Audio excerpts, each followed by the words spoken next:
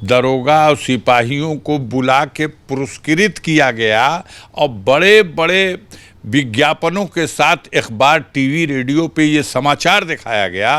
ये बहादुर थे जिन्होंने अब्बास अंसारी चंबल घाटी का डाकू है। अब्बास अंसारी एक होनहार इस देश का वो नौजवान है जिसने देश की टीम में वर्ल्ड कप खेला है, जो 2 बार नेशनल चैंपियन रहा है।